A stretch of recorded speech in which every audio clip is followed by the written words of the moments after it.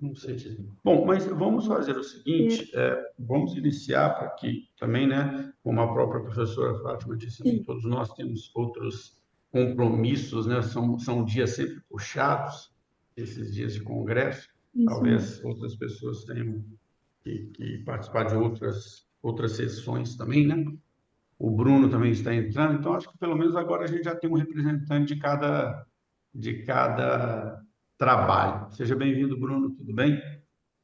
Eu vou iniciar Bom aqui. dia. Professora Fernanda, só para que a gente possa iniciar, a programação é que a primeira apresentação seria do trabalho de vocês. É um trabalho que vocês não enviaram um vídeo, não é isso?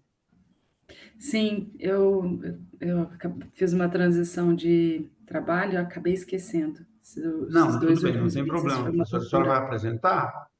Vou sim. Vai. Já estou Então colocando tá. aqui. Então, só para abrir aqui oficialmente, né? Primeiro, para mim é uma grande honra mediar essa sessão.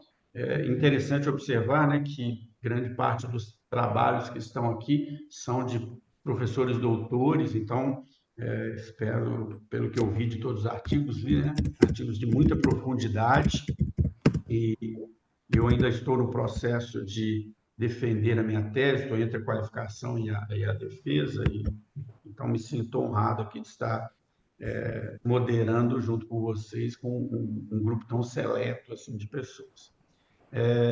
Nosso objetivo aqui, né, é apresentar esses artigos, mas também dialogar um pouco sobre eles, né, ter aí uma conversa.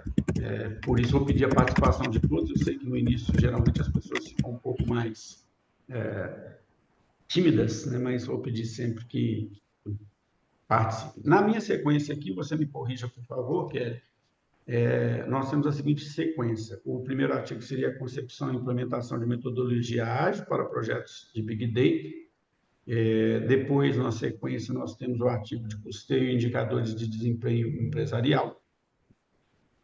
Depois, falando aqui em português, o artigo promovendo a inclusão com fintechs, que acho que é do Bruno, né? Se não me engano. E depois, para concluir o nosso trabalho, o conectando a produção de morte freudiana com dinâmicas organizacionais contemporâneas. Acho que a sequência é essa, certo? Então, como eu disse, né, gostaria de pedir a todos que participem, comentem, né, para que a gente torne não só uma apresentação de trabalhos, mas também um momento em que a gente possa aprender juntos aqui. Então, vou convidar a professora Fernanda para compartilhar aí a tela e fazer a apresentação do seu trabalho.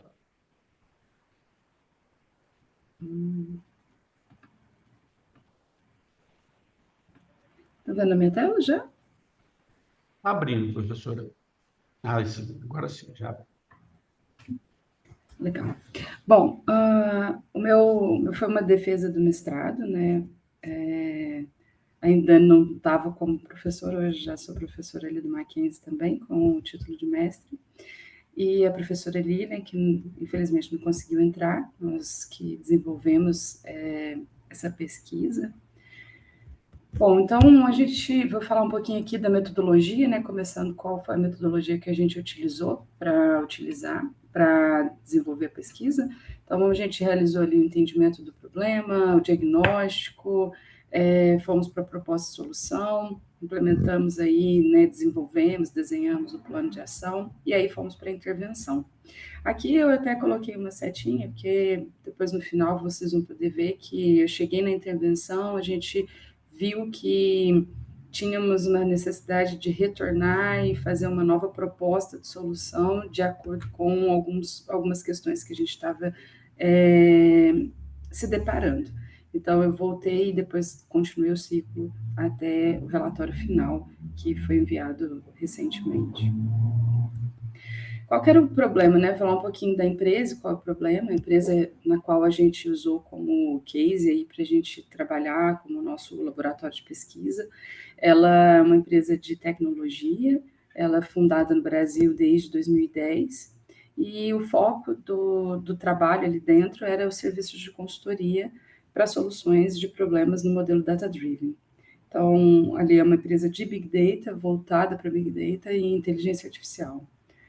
Qual que era o problema que a gente enfrentava diante dos nossos projetos, né? A gente não tinha padronização de projetos, havia uma escassez de documentação realmente completa, uma falta de uma documentação que realmente norteava as pessoas, e ao mesmo tempo existia um excesso de documentação incompleta e em desuso. Então, isso deixava um ambiente muito confuso naquilo que tangia a realmente ter uma visão do projeto que foi executado e que talvez precisaria de melhorias. Havia também uma liberdade total no gerenciamento de projetos, e isso deixava com que cada um colocasse a sua maneira de gerenciar isso, deixava também um gap, porque alguns olhavam o processo como um todo, outros não, então a gente acabava se perdendo no meio do processo. Alguns projetos, eles levavam o dobro do tempo, então acho que pela falta da organização, isso fazia com que levava o dobro do tempo para ser desenvolvido, e isso gerava um prejuízo enorme para a organização. Além de uma eterna mudança de escopo. Então, esse era o problema que a gente enfrentava. Nós realizamos o diagnóstico em 4 fases, e aqui eu vou trazer só um resumo, né, do que foi mapeado nessas 4 fases.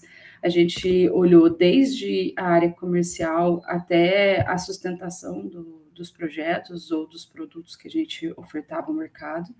Então, quando a gente olha ali na área comercial, a gente vê que existe um desalinhamento entre o escopo, né, o que realmente era vendido e o que as pessoas, os clientes, entendiam que ele tinha comprado, uma falta de comunicação eficiente, então, também com as áreas que iriam desenvolver os projetos, e a ausência na padronização, na estimativa de horas e alocação de equipe. E aí, quando a gente vai para a área de consultoria mesmo, né, que iria desenvolver o projeto, a gente percebe que ali também eles não tinham cronogramas, eles não sabiam quando as coisas iam acontecer, e a documentação ela era elaborada no final do projeto, que às vezes deixava um gap aí durante o desenvolvimento. Projetos que tinham um tempo maior de duração, 12, 24 meses, acontecia de a gente ter também um turnover alto, então a gente acabava ficando sem uma visão do início do projeto quando a documentação era gerada no final. SDI, que era uma das nossas plataformas, né, de integração, que fazia API, e a SDP, que era um outro produto, ali a gente também percebeu a mesma questão de falta de alinhamento, mudanças de escopo, e SDI tinha um processo um pouquinho melhor estruturado, mas eles precisavam também ver a parte técnica para ter uma visão geral ali do que estava acontecendo, e por que também não conseguia ter sucesso no fim do projeto, mesmo que tinha um processo bem estruturado. No SDP, a gente tinha ali muitos gargalos entre quando acontecia a reunião de kickoff até a definição mesmo de todo o fechamento de planejamento que precisava ser feito. E aí, então, a gente veio com uma primeira proposta de solução, que foi o primeiro teste. Então, a gente implementou uma jornada, que a gente chamou ela de jornada setup ágil, porque a gente combinou o cronograma, os processos, as boas práticas ali que o PMI traz para a gente, o PMBOK traz para a gente, como orientação, com as metodologias ágeis. Então, a gente percebeu que a gente precisava olhar para essas duas frentes. Então, a gente estabeleceu ali as nossas etapas de desenvolvimento e quais eram os processos, né, a nossa esteira que iria caminhar num projeto quando a gente olhasse para essa combinação entre um cronograma estabelecido, algo planejado, com a metodologia ágil. Depois, nela, a gente teve algumas questões, como eu falei para vocês, e a gente precisava, então, precisou rever ela, e aí, então, a gente veio com a segunda proposta. Na segunda proposta, a gente percebeu que se a gente combinasse o Scrum com o Kanban, faria mais sentido, até mesmo para vincular com esse método tradicional de projeto, né? Então, uma miscelânea aí, um blend aí de metodologias, desde o método tradicional até a combinação entre o Scrum com o Kanban. E aí a gente viu que aqui a gente teria uma visão melhor, um acompanhamento melhor, porque a gente teria métricas mais definidas, robustas. Aqui também, nessa segunda proposta, a gente trouxe alguns documentos obrigatórios que na outra a gente deixou, né, passar, então a gente percebeu algumas coisas, e então a gente implementou ela por 9 meses. A primeira foi testada por 7 meses, antes da gente chegar no período completo, que seria a proposta para a jornada como um todo, a gente já voltou e implementou, e esse foi um teste que percorreu os 9 meses propostos na implantação do projeto. Então, falando um pouquinho sobre a metodologia ali por trás, a metodologia ágil adotada, né? Por que a gente escolheu o Scrum com o Kanban, né? O Scrum, ele tem ali o Sutherland, ele traz para a gente que tudo se alinha quando a gente olha para a metodologia, né? Para o framework, a gente não chama Scrum como metodologia, mas um framework. Então, a gente tem ali um posicionamento cuidadoso, uma unidade de propósito e uma clareza de objetivo. A gente sabe para onde a gente quer ir e, por isso, a gente consegue se reorganizar durante o processo, durante o caminho, para atingir o objetivo. E o Kanban, porque ele traz essa abordagem flexível, adaptável, e ele traz também uma robustez em métricas de avaliação. E aí, quando a gente combina essas duas, a gente consegue ter uma abordagem mais robusta, além de ser adaptável e incremental. E aí, então, olhando para tudo isso, como foi a criação de valor da nossa proposta, né? O que a gente buscou?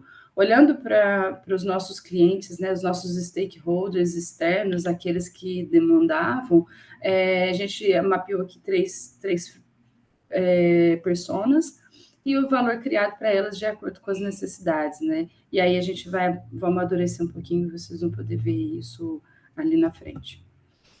Uma outra proposta que a gente trouxe aqui, a gente viu como uma dor e a gente buscou dentro da criação de valor, a gente olhar para sinais fracos que a Janicek Muniz traz para a gente, como pontos que às vezes passam desapercebidos ou que vão crescendo sem a gente realmente mensurar, junto com a gestão do conhecimento. Então, a gente olhou ali os sinais fracos que a gente poderia estar tendo para ter tantos problemas no nosso processo,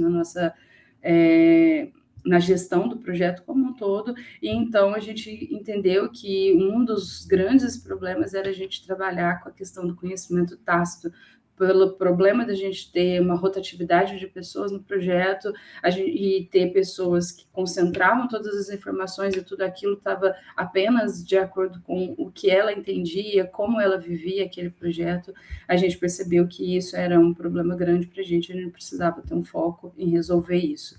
Então, a gente olha para a nossa proposta, né? E a gente pensa, quais são os sinais fracos que a gente está percebendo em todo o processo nosso e como que a gente vai resolver, então, isso? E aí a gente olha, por exemplo, os padrões de comunicação. A gente percebia que, como eles eram informais, a gente precisava, dentro da nossa esteira, ter ferramentas que garantissem que essa comunicação fosse um pouco mais eficaz e que a gente soubesse quando as coisas iriam acontecer, quem iria também ser responsável por reportar, entregar as questões de comunicação. Então, a gente estabeleceu dentro da nossa jornada, da nossa esteira, as ferramentas, e aqui do lado, quando a gente vê as ferramentas, a gente está implícito dentro de toda a nossa esteira do projeto. E aí, quando a gente vai para a oferta de valor, a gente busca no Hart Milstein uma estrutura onde ele tem 4 pilares: a inovação, olhando o futuro, o presente, a criação de valor na perspectiva interna e na externa. E aí ali a gente coloca, então, 4 eixos para trabalhar. Então, a inovação e celeridade, quando a gente olha para o futuro, crescimento e trajetória, e quando a gente olha no presente, a redução de custo, tempo e riscos, e a reputação e legitimidade que a gente precisa se resguardar a todo momento. E quando a gente olha para dentro do nosso processo, como que a gente desenvolveu isso? Dentro de inovação, a nossa estratégia foi desenvolver as competências sustentáveis do futuro e ter, então, um retorno aí, né, corporativo que conseguisse atingir a inovação e celeridade.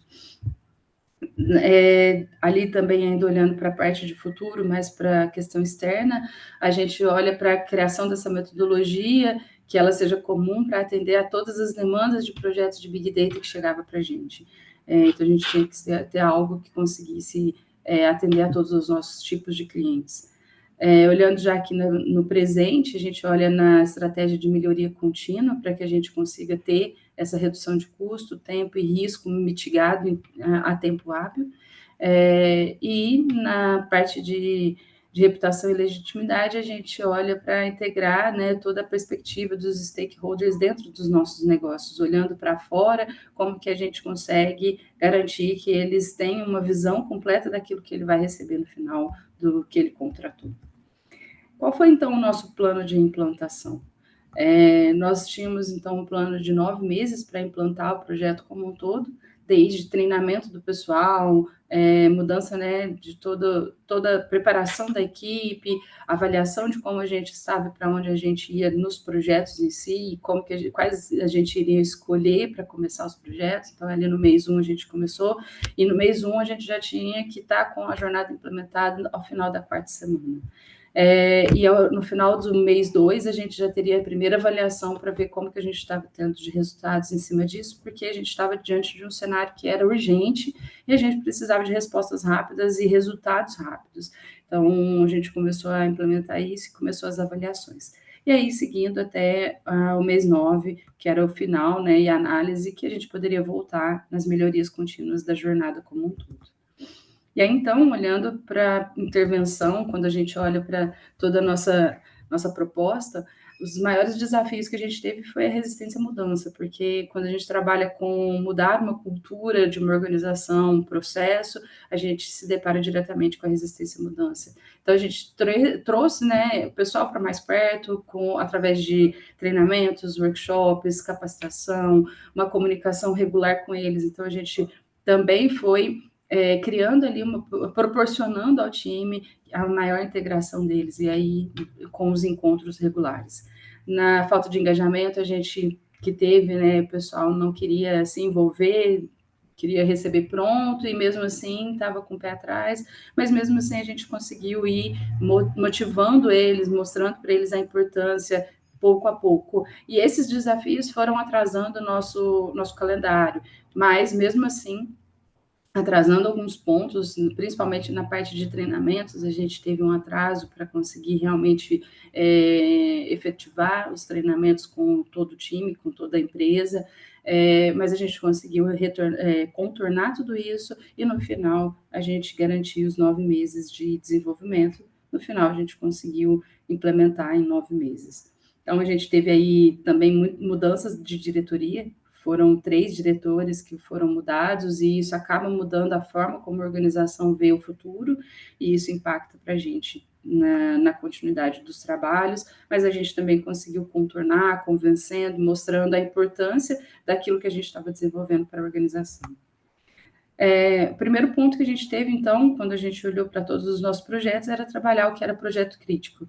A gente tinha um cenário bem caótico na questão de projetos críticos, então a gente começou focado neles, e aquilo que estava já com orçamento estourado, prazos estourados, a gente precisava conseguir finalizar esses projetos e entregar aquilo que era proposto.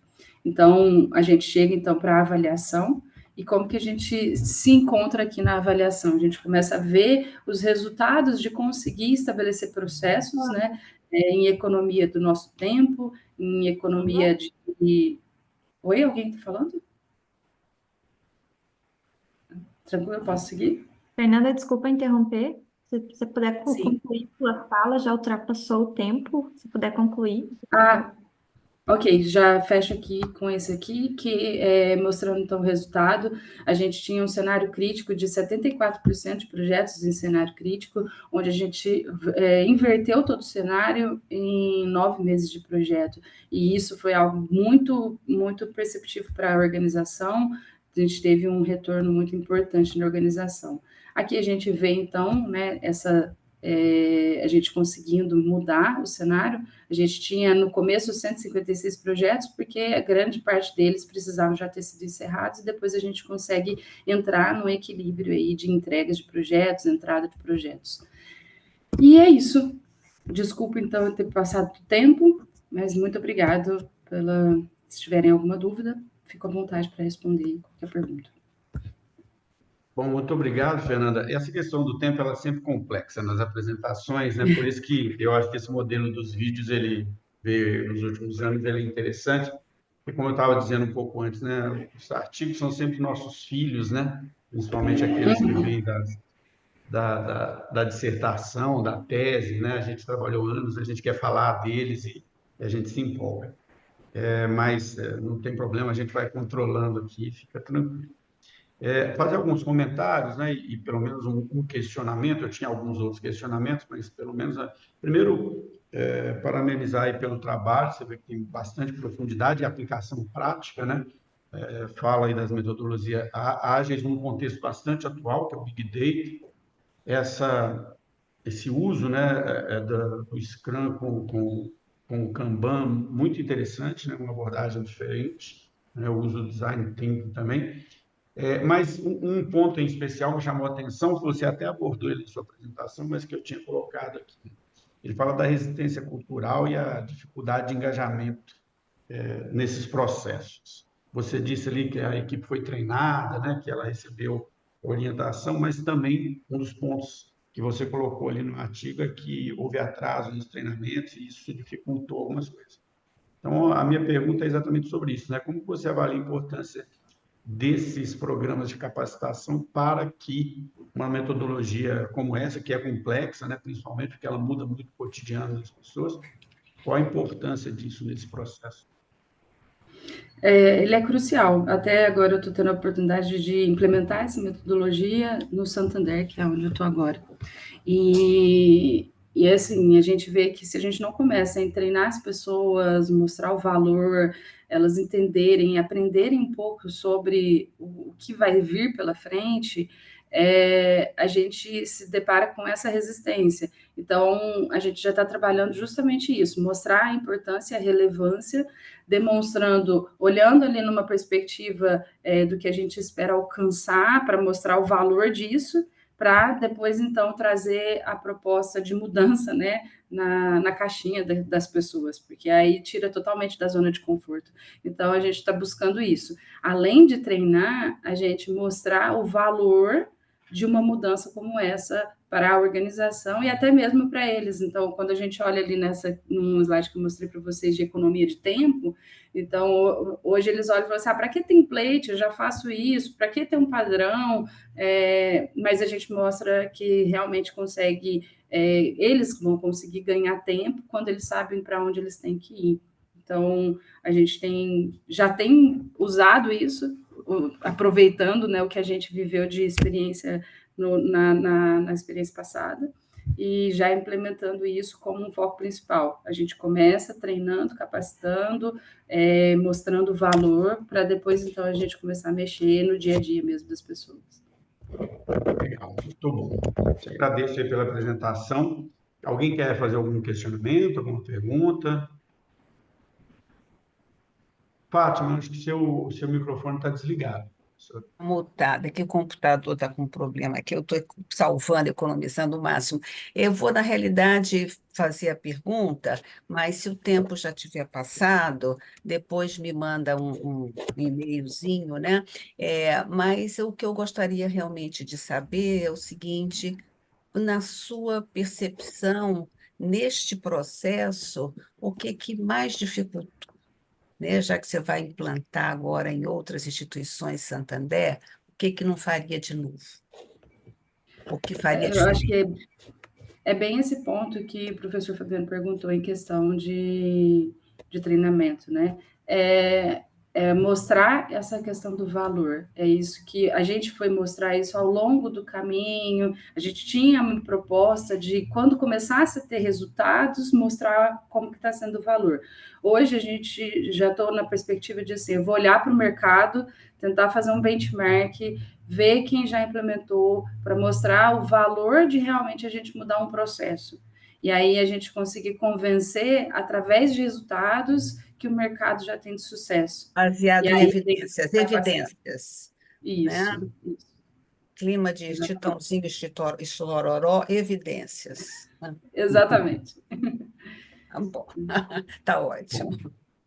Bom, Bom, ótimo. Então, agora, na sequência, né, nós temos o artigo Custeio e Indicadores de Desempenho Empresarial, uma abordagem intervencionista em pequena empresa do setor de saúde. Eu acho que esse trabalho tem um vídeo, né, Kelly? Se você puder colocar aí o vídeo na apresentação.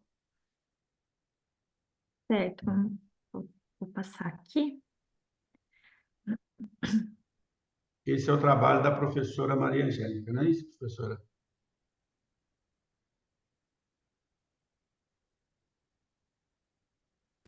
Conseguem ver minha tela certinho? Tá indo, está entrando. Sim, agora apareceu. Ok.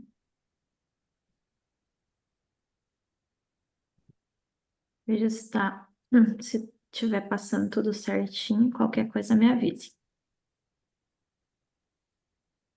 Apresentamos o artigo aplicado De aumentar só um Custeio e pouquinho o som, por Indicadores favor. de Desempenho Empresarial, uma abordagem intervencionista em pequenas empresas do setor de saúde. A pandemia e o isolamento social levaram a uma queda de faturamento das clínicas. Em paralelo, mudanças no mercado de saúde ocupacional, um dos setores da clínica que foi objeto de estudo desse trabalho, eram decorrentes do trabalho remoto.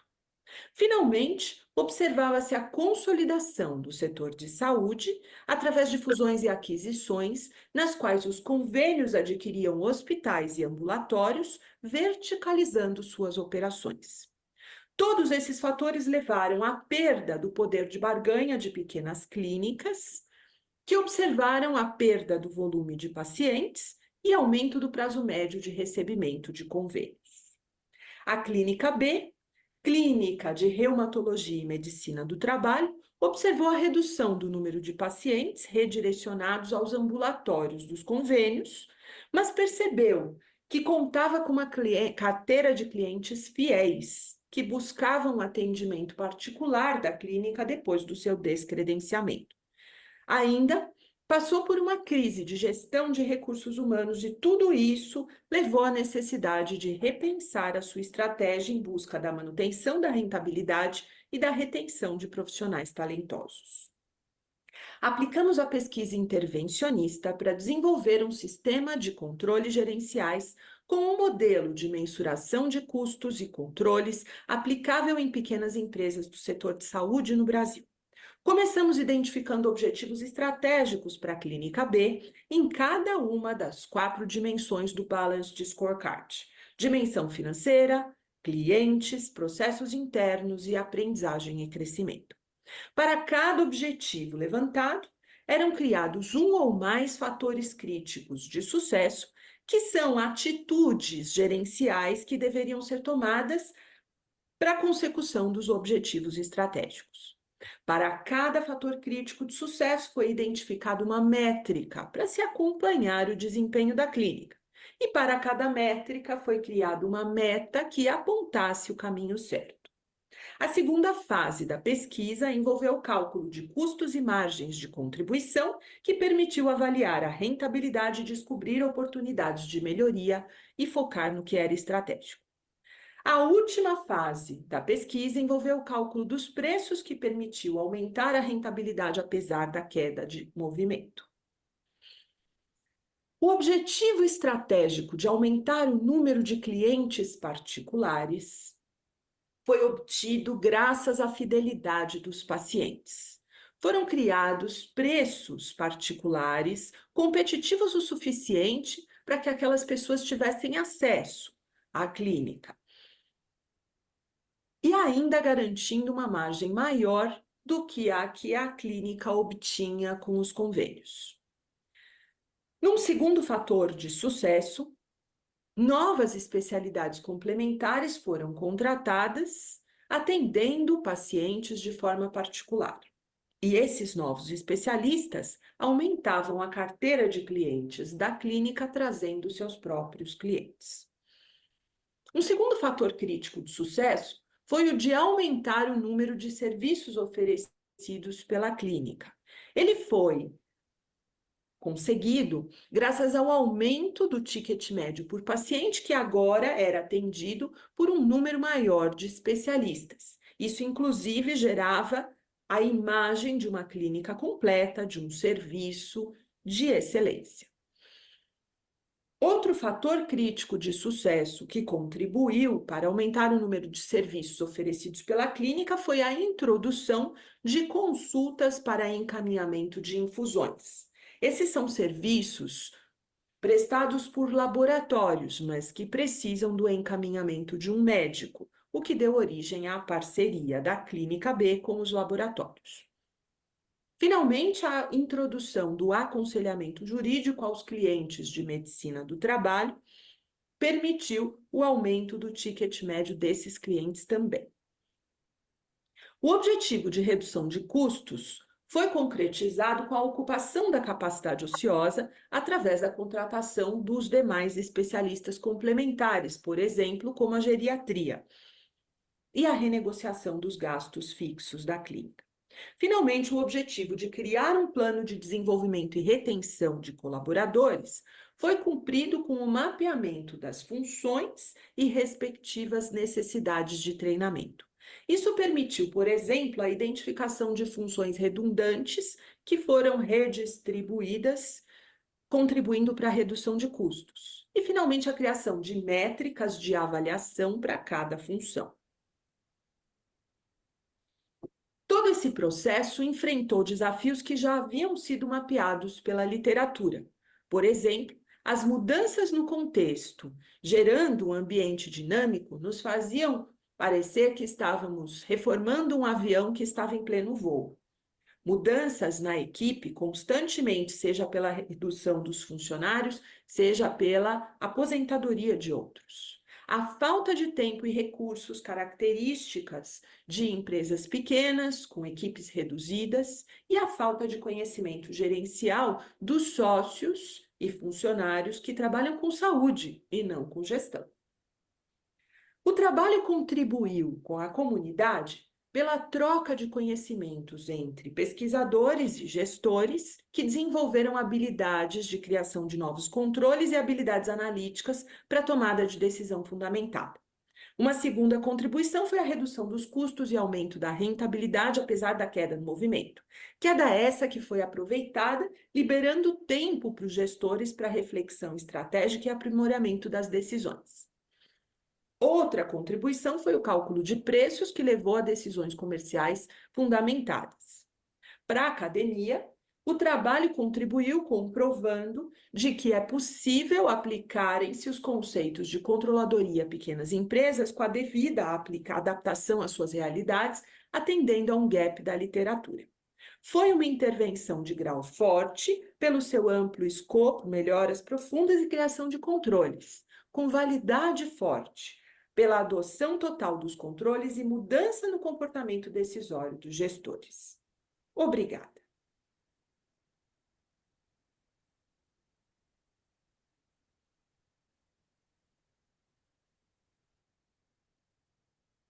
Agora sim, liguei.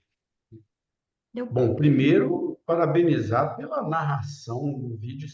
Parecia realmente, como que chama? perfeito. Um documentário. Obrigada. Muito bem Eu acho feito. que eu gravei umas 4 vezes até acertar.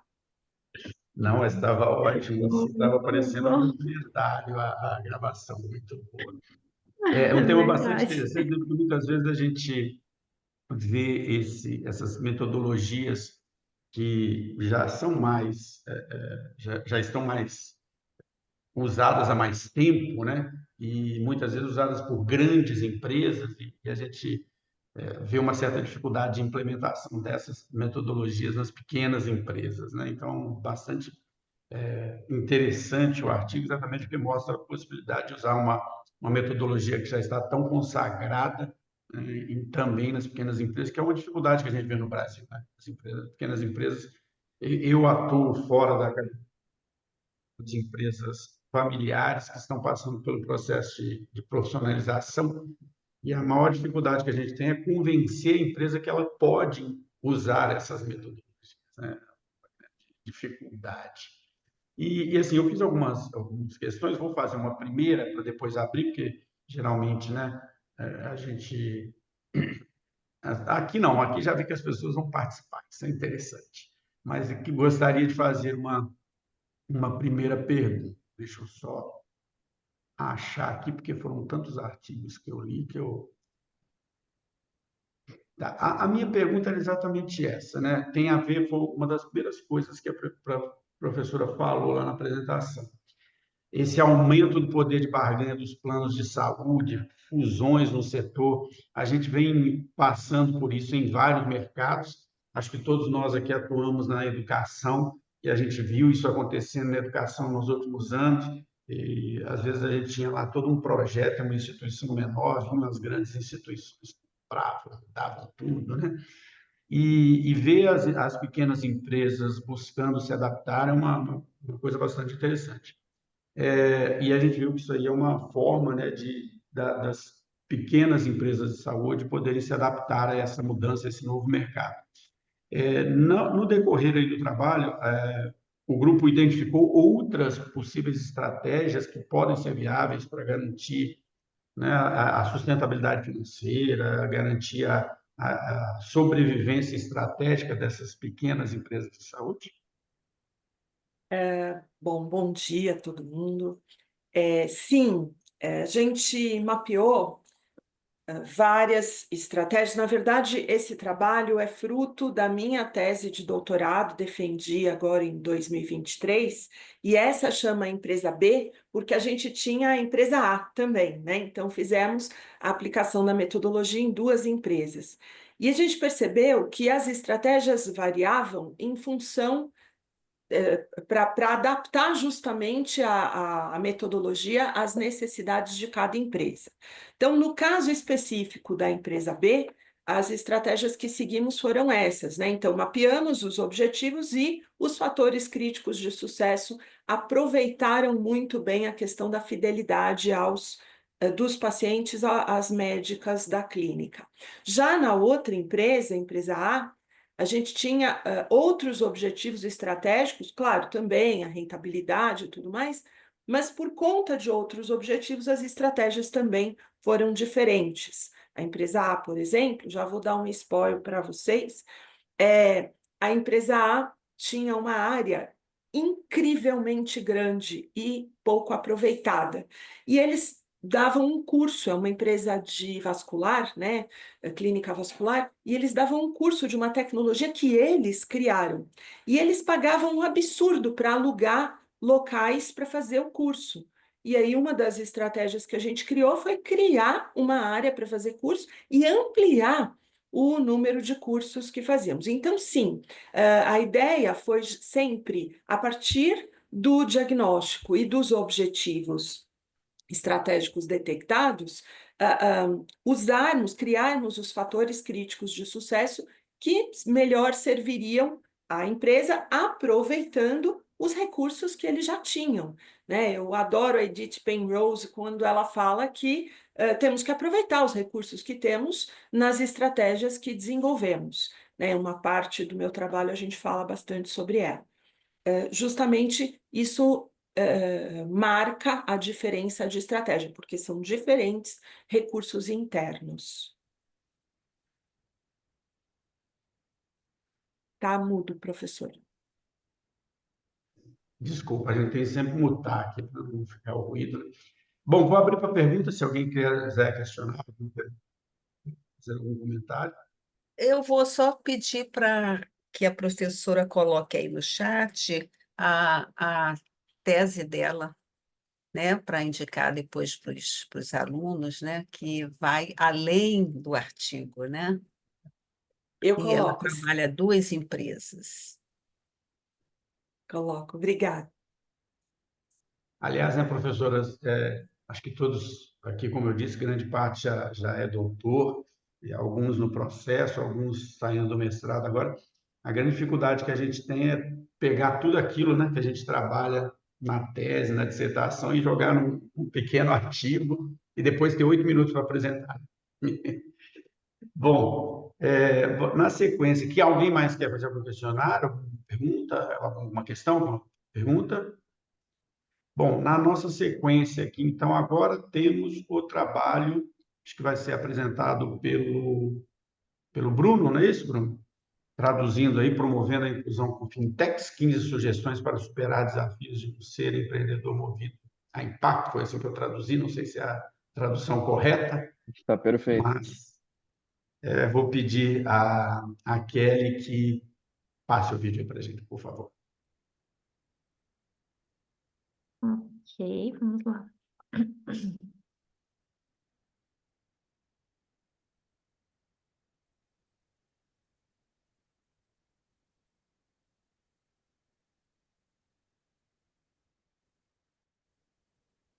Olá, como é que vocês estão? Espero que estejam todos bem.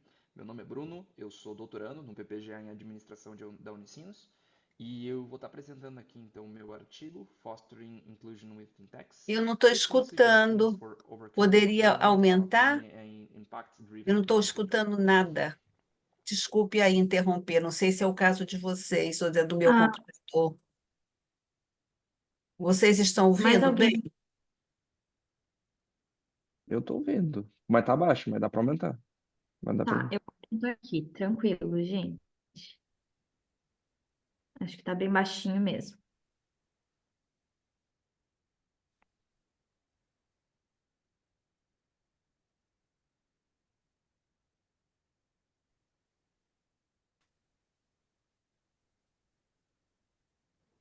Da Unicinos. E eu vou estar apresentando aqui então o meu artigo Fostering Inclusion with Fintechs, 15 Suggestions for Overcoming the Challenges of Being an Impact-Driven Entrepreneur. Bom, vamos dar um pouquinho de contextualização, né? A gente tem aí aproximadamente 1,7 bilhão de adultos desbancarizados no mundo, né? E a exclusão financeira é um problema muito latente, sobretudo em países ainda emergentes, né? Economias emergentes. E há várias consequências desta exclusão, né? Como a exposição a roubos, a exploração financeira, a falta de proteção ao consumidor e tantos outros impactos econômicos e sociais, né? E as fintechs estão em crescente expansão e em investimento nos últimos anos, e elas têm uma vantagem competitiva de ter uma entrega muito mais rápida nos seus produtos e serviços e com um menor custo do que as instituições financeiras tradicionais. E então, nessas últimas décadas, né, aliás, nessa última década, as fintechs vêm vindo como uma solução para entregar esses serviços financeiros acessíveis e responsáveis, sobretudo para as pessoas que mais necessitam, né? Ela traz valoração como a redução de custos, a segurança, a transparência na operação, o estímulo à poupança e o apoio a microempreendedores, né? Inclusive já tem uma literatura extensa aí sobre o uso das fintechs em economias emergentes, sobretudo na África.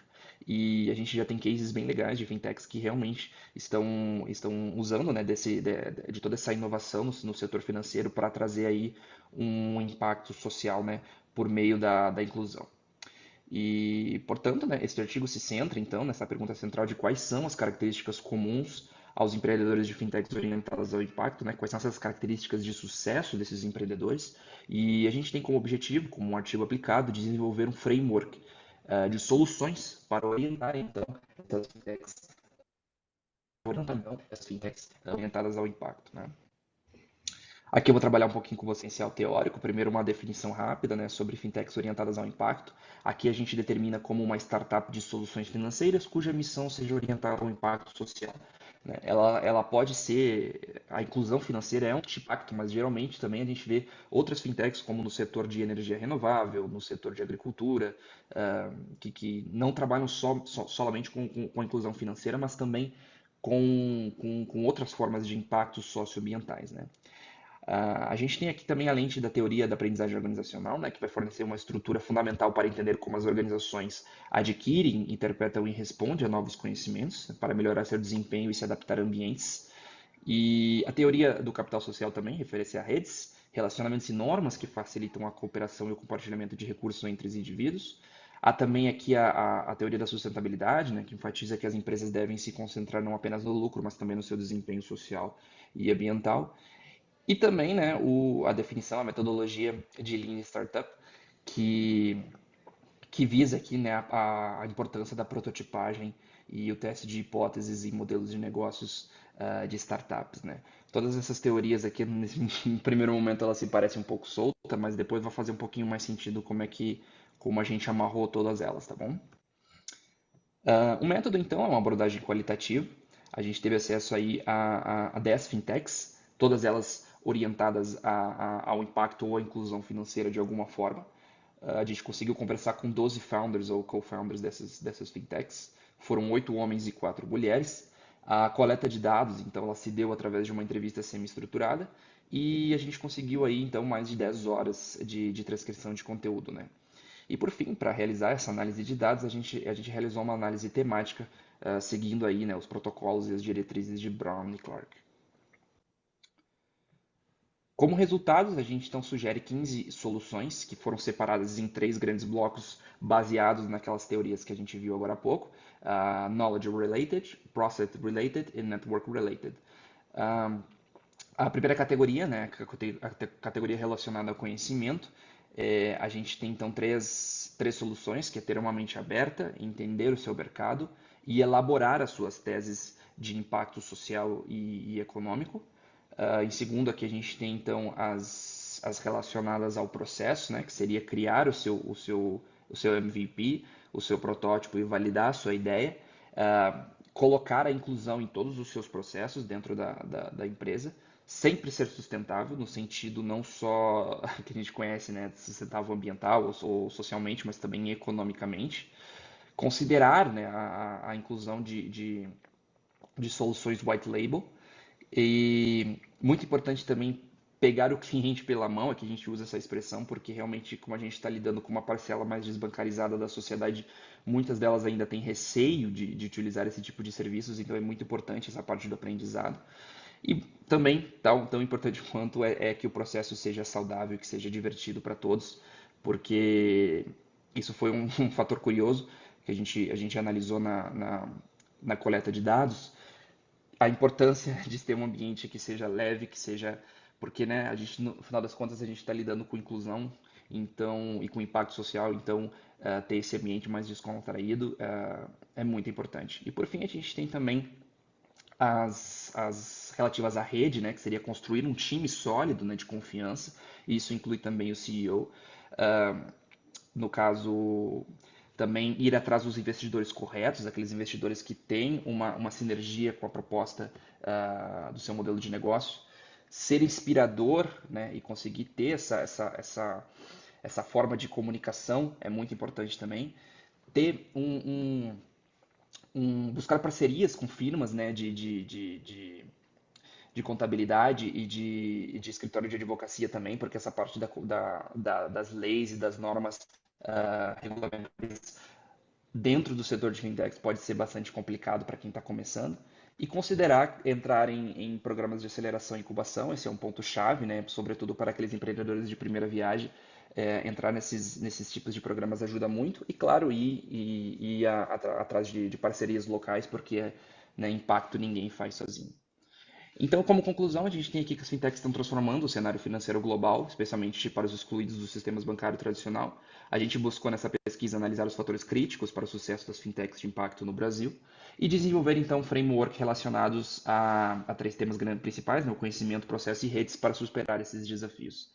A gente tem uma contribuição teórica dentro da teoria do capital social e da aprendizagem organizacional. A gente consegue também elencar algumas estratégias para aquisição de novos conhecimentos, e prototipagem de desenvolvimento de rede, a importância de alinhar os objetivos financeiros e os objetivos sociais e ambientais, e as necessidades de políticas que promovam, né, o empreendedorismo social na educação.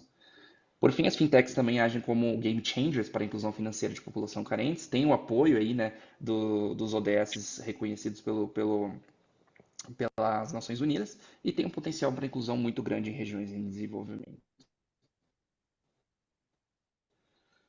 Certo?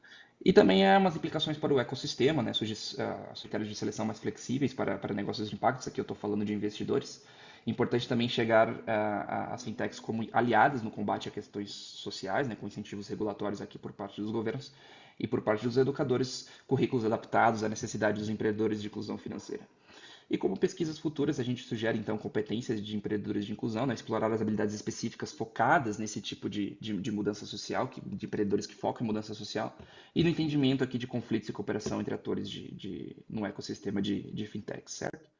Por fim, um dos resultados desse trabalho foi bem prático, né? Foi um e-book onde a gente compilou todos esses desafios enfrentados por esses empreendedores e as 15 soluções, né? Então eu convido todos a lerem no link que está publicado na Amazon. E muito obrigado pela atenção de vocês. Abraço.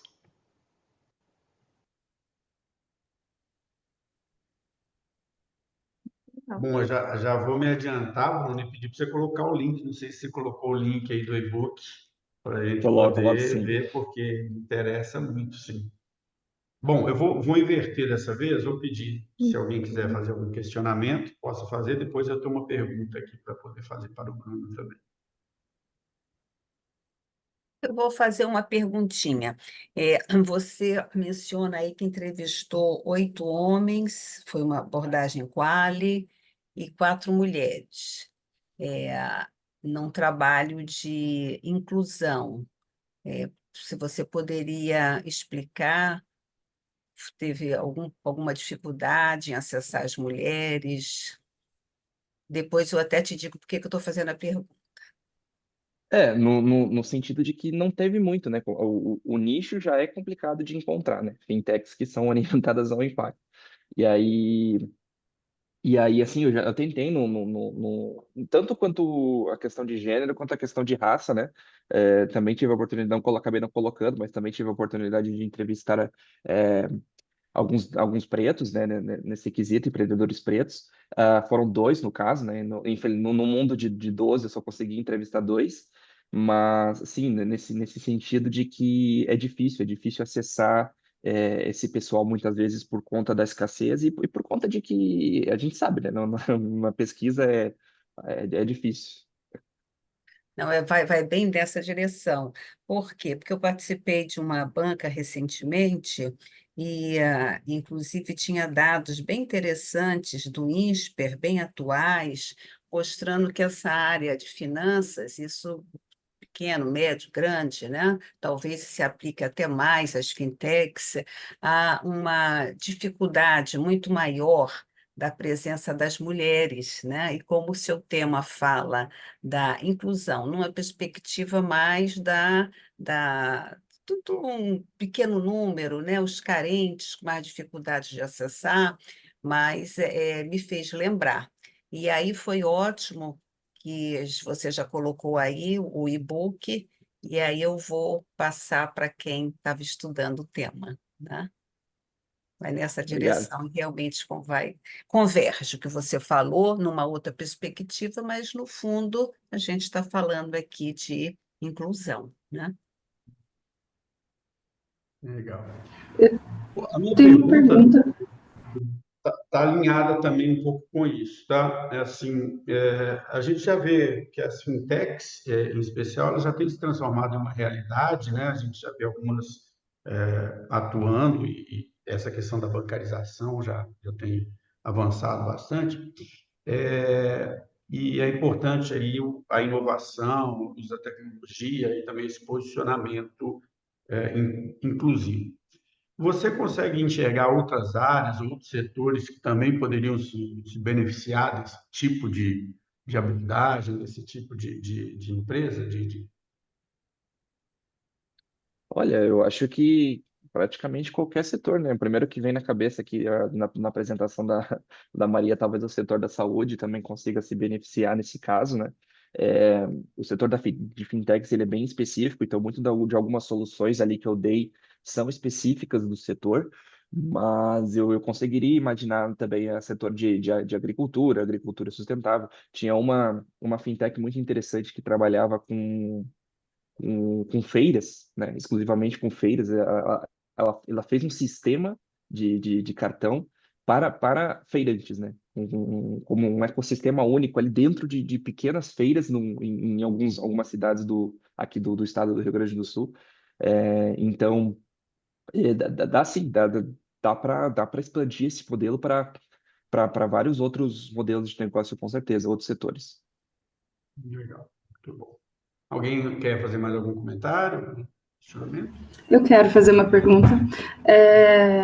Existe alguns estudos que falam que as fintechs no Brasil, elas duram, o tempo de vida é de 2 anos, né? Elas têm 2 a 5 anos, mas que numa perspectiva de 10 anos, mais de 80% deixam de existir.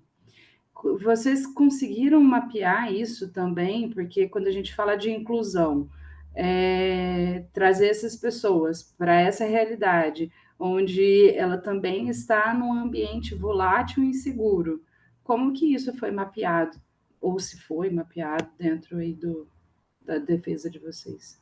A gente não mapeou isso, tá? Mas o que que a gente sente? Quando a gente abre uma fintech tradicional, digamos assim, né? A gente está competindo com os grandes bancos, porque o diferencial é mínimo nesse caso, né? Mas quando a gente abre uma fintech orientada à inclusão ou ao impacto social, por mais contraintuitivo que possa parecer, tem um mercado muito grande, né? Então, ali havia, sim, a fintechs com mais de 5, 6 anos que ainda estavam em operações e eram rentáveis, né? Assim como teve um caso de que, infelizmente, teve uma fintech que acabou. Mas, é claro, o universo que eu estudei foi muito pouco, né, para a gente tirar uma conclusão. Mas o sentimento que eu tenho é que, sim, essas empresas, elas tendem a durar mais tempo. Eu acho que se eu for abrir agora todas elas que eu acabei vendo esse trabalho de 2021, se eu não estou enganado. E elas ainda devem estar em operação, provavelmente. Mas é interessante o questionamento, sim. Acho que valeria um mapeamento mais específico nesse caso. Legal. Bom, muito bom. Agora estamos num bom tempo aqui, o nosso último trabalho, né, que é o trabalho da professora Fátima, que também temos o vídeo, né, bastante interessante, um conceito bastante profundo e complexo. Vamos assistir, então, depois a gente vem com alguns comentários. Ok.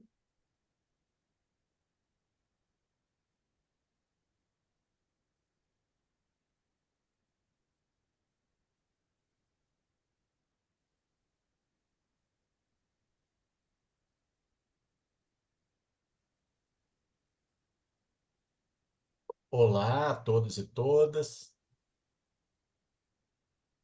Neste artigo, exploramos a conexão entre a pulsão de morte, um conceito psicanalítico de Freud, e dinâmicas organizacionais.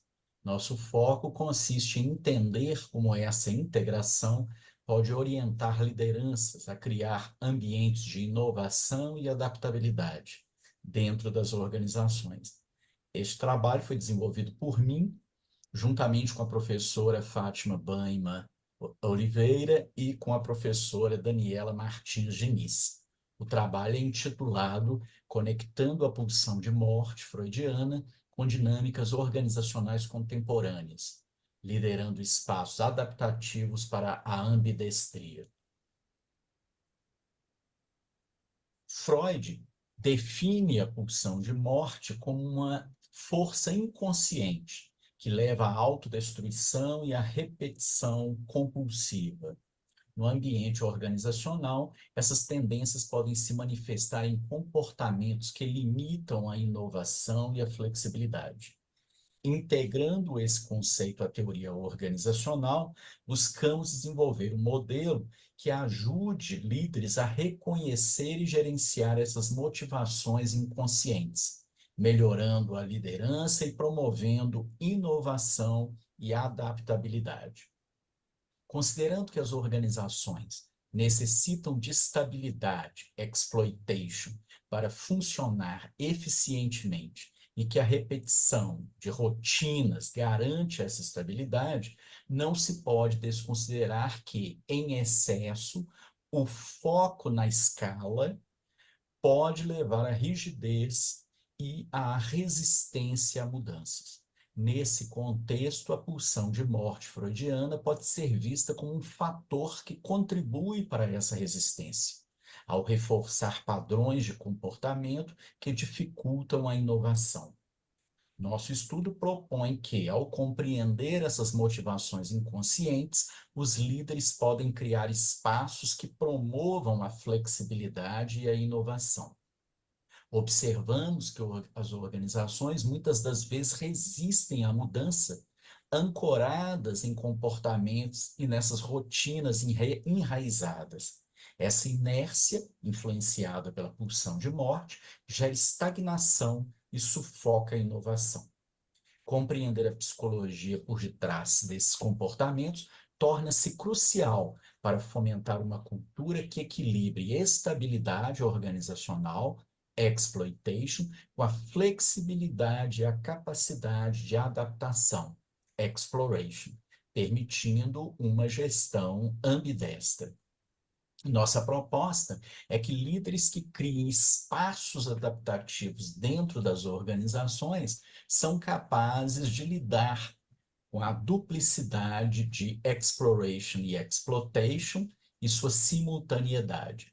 Estes espaços permitem o fluxo livre de ideias, promovem segurança psicológica e incentivam a colaboração entre as áreas, o que facilita a experimentação e a inovação.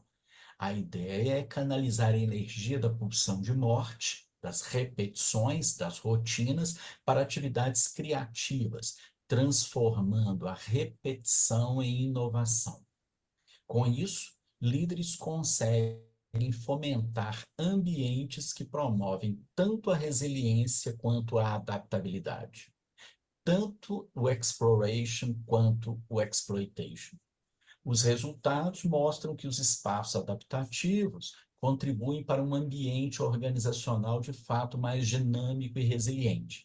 Esses espaços permitem que comportamentos repetitivos sejam expressos e transformados de maneira construtiva. Organizações que implementam essas estratégias mostram maior inovação, engajamento dos seus profissionais e maior capacidade de resposta às mudanças. O modelo que propomos visa equilibrar, portanto, estabilidade e flexibilidade. A principal contribuição deste estudo e da proposição desses espaços adaptativos é a integração de conceitos psicanalíticos, como a pulsão de morte e também a noção de espaços adaptativos de Winnicott com práticas organizacionais. Ao trazer essa perspectiva, buscamos oferecer instrumentos para que líderes compreendam e liderem motivações inconscientes, incentivando a inovação e a adaptabilidade. Aquilo que Nonaki e Takeuchi chamam de Ba. Com isso, buscamos contribuir para o desenvolvimento de culturas organizacionais ambidestras, tanto mais resilientes quanto mais eficazes. Em suma, para a fundamentação de nosso estudo, como já mencionado, partimos de autores essenciais, como Freud, Lacan e Winnicott, que oferecem uma base psicanalítica robusta para esta abordagem interdisciplinar.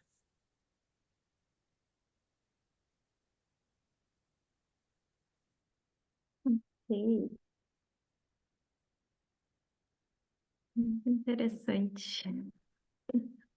Bom, vou ser sincero, eu gostei demais desse artigo, porque todos eles são muito interessantes, mas tudo que tira a gente da nossa zona de conforto, a gente fica meio interessado, né? Porque é interessante observar a aplicação de conceitos que estão fora da administração, né? Teoricamente fora da administração, mas que tem tudo a ver com o nosso cotidiano dentro das empresas, né? Eu até fiz algumas questões também, mas eu gostaria de destacar uma, porque eu vivo isso muito no meu cotidiano como consultor. Se fala aí sobre o conceito da segurança psicológica, né? Assim, ela é fundamental para desenvolver esse ambiente de um risco controlado, né? Que a pessoa possa experimentar e inovar sem receios. A grande dificuldade que eu vejo nas empresas, principalmente nas que eu atuo como consultor, por serem empresas familiares, muitas vezes as pessoas têm certo receio de propor inovações, de experimentar, porque a liderança, em geral, ela é muito concentrada no dono da empresa, no fundador, no líder, né? E eles têm, todo mundo concorda com ele. Qualquer coisa que ele falar, eles concordam. E as pessoas têm uma certa dificuldade em explorar, né? De sentir a vontade para experimentar, para inovar. E aí a minha questão tem a ver com isso, né? Assim, como que os líderes desse processo de transição, né, eles podem criar esse tipo de ambiente em que as pessoas sentem a segurança de experimentar, de inovar, de propor soluções e melhorias para a empresa. Então, primeiramente, gostaria de enfatizar que a minha formação e a minha contribuição no artigo é muito mais na perspectiva realmente organizacional. Ainda bem que a pergunta que surgiu aqui não foi direto para a psicanálise, né? O que diz Winnicott, o que diz Freud, conceitos de pulsão de morte, mas o Anderson, que é um estudioso da psicanálise, ele utilizou esses conceitos e a nossa contribuição, minha e da Daniela, é de ver como que isso pode contribuir, ajudar na dinâmica e na prática organizacional, não é? E aí você traz um assunto muito interessante, né, que acabaria sendo a compreensão do líder sobre essa delicadeza e características do ser humano, né? E não querer que todos sejam, ou todos vão na direção intensa da inovação, porque as organizações são ambidestras, né? Mas é que crie espaço para que não seja excessivamente só daquele lado, né? Agora, quando você fez a pergunta, é algo realmente onde está o grande desafio, porque se o próprio líder, né, ele vai privilegiar excessivamente um lado e outro, e ao não considera a relevância das outras abordagens, que as organizações precisam de um grau de estabilidade, que é o que elas buscam, mas de inovação ao mesmo tempo. É este equilíbrio. E este equilíbrio só se dá a partir do momento que o líder se dá conta disso, né? E aí o que ocorre muitas vezes? Muitas vezes a gente tem aquele que é o dono da propriedade, que é o gerente, mas o líder, ele impõe essa capacidade de lidar com as equipes e sensibilidade para saber das peculiaridades dessas equipes, né? Seria a forma assim que eu poderia comentar com com relação à pergunta que foi formulada, né? E, sem dúvida nenhuma, é um grande desafio, não é por acaso que, quando há muito tempo que se estuda questões de liderança, é um dos temas assim que mais se publica e continua sendo um desafio e vai prosseguir durante muito tempo, né? Por N questões, né? Então, eu vejo que a contribuição, e eu gostaria de enfatizar aqui a contribuição muito mais dele, porque ele que veio diferente com a abordagem psicanalista, está exatamente em não ser mais do mesmo, mas trazer outras luzes para um campo que é extremamente estudado há muito tempo e muito publicado. Legal. Alguém quer questionar mais alguma coisa, fazer algum comentário? Eu gostaria de, por favor, perguntar, justamente aproveitando a sua contribuição, né, na questão da liderança organizacional e tudo, a professora falou que muito já foi documentado, já foi publicado e tudo. A professora vê que houve alguma mudança muito relevante entre a liderança antes do Covid e a liderança depois do Covid, a forma de liderar e tudo, sabendo que houve já uma mudança muito grande no ambiente de trabalho. Antes do Covid, nós éramos todos presenciais nos nossos respectivos postos de trabalho. Hoje em dia, o trabalho ficou muito mais flexível. E como fica a questão da liderança e da motivação quando seus colaboradores já não estão mais sob o seu olhar presencial, né? Quando você precisa ainda motivar pessoas que estejam tão longe. E como fica essa questão, professora? Bom, então, como é que eu vejo? Eu vejo que houve até ganhos, porque agora tem que ter a questão da confiança. Mas foi algo que foi preciso aprender, não tinha outra alternativa. Mas também eu não vejo assim artigos científicos que mostrem isso. Eu vejo assim segmentado. Como é que foi a Covid na instituição X, Y, Z? Mas quando a gente se dá conta, quando iniciou a Covid, tinham que trabalhar em equipe, não podia ficar só no mundinho. E alguns trabalhos que eu fiz sobre educação corporativa mostra que as grandes preocupações foram duas, logo no início, né? É óbvio a questão da tecnologia, né? Porque senão nada acontecia, mas a outra, a saúde mental, e que depois realmente foi algo que a gente vê aí os resultados, os impactos da Covid disso, né? O susto, a questão de lidar ali com a morte muito perto, todos os riscos envolvidos, como é que eu vou aprender tecnologia rapidinho, vou perder meu emprego, quer dizer, isso, e por outro lado, investimento de organizações em busca da saúde dos seus funcionários, ainda que possa ter um lado instrumental, mas teve esta necessidade de ter esta visão mais humana, né? Até porque precisava dos seus funcionários. Então, essa questão de aquelas empresas que melhor se desempenharam tiveram de ter essa preocupação. E isso é criar lideranças, né? A liderança em mundo digital, que também foi coisa que emergiu com muita intensidade, né? Então, vale a pena a gente incentivar nossos alunos a pesquisarem nessa área, porque ainda é um gap da literatura, né?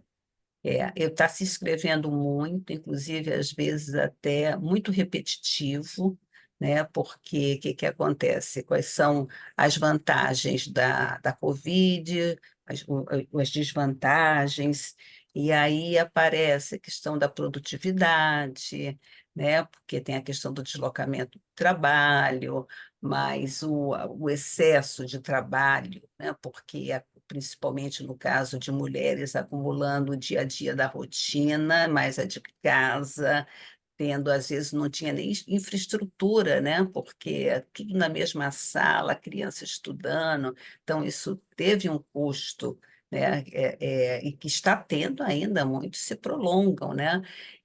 Mas é importante ver, sim, eu considero que é importante, né? E tentar ver, porque tem muita literatura, como eu falei, que foi até interessante tentando entender algo novo, que ninguém tinha se defrontado com isso, mas procurar ver um acréscimo, para não ficar mais do mesmo, né? Obrigada. Eu que agradeço. Hoje a gente pode observar uma mudança, né? Pelo menos na prática eu tenho visto isso, muitas empresas que talvez, até por essa dificuldade de manter a cultura, manter o clima organizacional, manter a liderança, que já não querem mais, né, esse modelo do home office, voltando atrás, e muitas, né, eu vejo isso na prática porque eu vou pelo menos uma vez por semana a São Paulo, aqui de Ribeirão Preto. E eu ia muito naqueles caronas compartilhadas, BlaBlaCar, com pessoas que estavam trabalhando uma vez por semana em São Paulo, mudaram para o interior e iam uma vez por semana em São Paulo. Você não acha mais as pessoas. E as pessoas que eu conheci, todas falaram, não, a empresa me fez voltar a trabalhar fisicamente. E aí as questões, né, sempre são as mesmas. Estavam tendo dificuldade de clima organizacional, estava tendo dificuldade de motivação, estava tendo uma dificuldade de liderança. A gente já começa a observar um retorno, né, das empresas É, aí. um Bom, acho retorno. que o tema é muito interessante, todos os artigos muito interessantes. Acho que a grande vantagem de participar desse congresso aqui e do meio acadêmico como um todo, né, é que nossa cabeça vai abrindo, né, a gente vai tendo acesso a novos estudos, novas formas de enxergar as coisas. E o artigo do Bruno foi muito interessante porque a minha tese é sobre inovação aberta, gestão de risco na inovação aberta. Então, estou lidando muito com empresas como fintechs, esse tipo de empresa, né? O trabalho da professora Maria Angélica também é bastante interessante, porque é algo que a gente vê na prática, na dificuldade de colocar essas ferramentas, principalmente nas pequenas e médias empresas, né? A gente teve um trabalho também bastante interessante, né, da Fernanda, que mostra que, às vezes, a gente tem uma ferramenta que sozinha não funciona tão bem. Quando você junta ela com uma outra ferramenta, ela traz uma vantagem muito melhor, né? Muito mais adaptável à realidade. E esse trabalho final que abre para uma outra forma de pensar as coisas, né? A gente vê muita discussão sobre filosofia dentro da administração, mas vê pouca coisa ainda, né, sobre psicanálise, sobre essas outras áreas. Eu queria agradecer bastante né, quando eu vi os trabalhos e os autores, eu sabia que essa sessão seria bastante produtiva. Quero agradecer a todos aí pela participação. A, a Kelly colocou aqui, né, para vocês, por favor, avaliarem a sessão, já está aí no chat, tá? Como eu disse, né, a gente abre a cabeça todas as vezes, aprendemos.